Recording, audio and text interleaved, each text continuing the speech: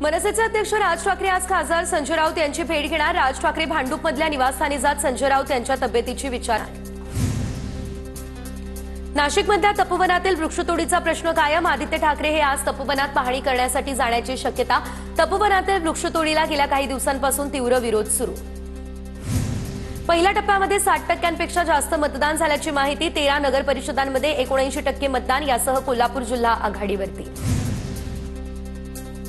नागपूरच्या कामठीमधील नगराध्यक्षपदाचे उमेदवार अजय कदम यांची पोलीस कर्मचाऱ्यांनी कॉलर पकडल्याचा आरोप। अजय कदम बहुजन एकता मंचचे नगराध्यक्षपदाचे उमेदवार, पोलीस कर्मचाऱ्यावरती गुन्हा दाखल करण्याची समर्थकांची मागणी।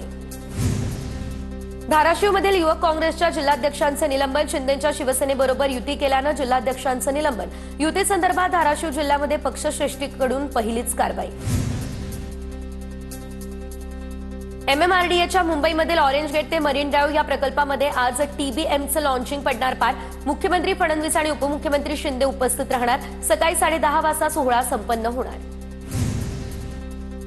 मुंबईमध्ये पुलांच्या सुशोभीकरणाचा सुंदर मुंबई हा प्रकल्प मुंबई महापालिकेने केला बंद। पुलांच्या सुशोभीकरणावरील 760 कोटींचा खर्च पाण्यात। कामाची गुणवत्ता राखता न आल्यानं हा प्रकल्प बंद।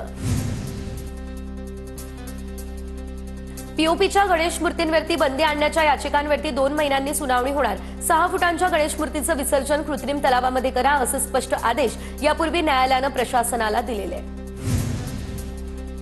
IIT मुंबईमध्ये यंदाच्या प्लेसमेंट हंगामाची 1 डिसेंबरपासून सुरुवात झाली। पहिल्याच दिवशी कंपन्यांचा उत्स्फूर्त प्रतिसाद। एकूण 98 जणांना पहिल्याच दिवशी प्लेसमेंट। द विन्सी या आंतरराष्ट्रीय कंपनीनं एका विद्यार्थ्याला 1,48,00,000चं वार्षिक पॅकेज दिलं। कल्याण डोंबिवली महापालिकेने 13 वर्षीय मुलाचा मॅनहॉलमधून पडून झालेल्या मृत्यूची जबाबदारी स्वीकारली। मृत मुलाच्या पालकांना 6 लाखांची नुकसान भरपाई देण्याची तयारी। 2 आठवड्यांमध्ये ही रक्कम पालकांना देण्याचे मुंबई हायकोर्टाचे आता निर्देश।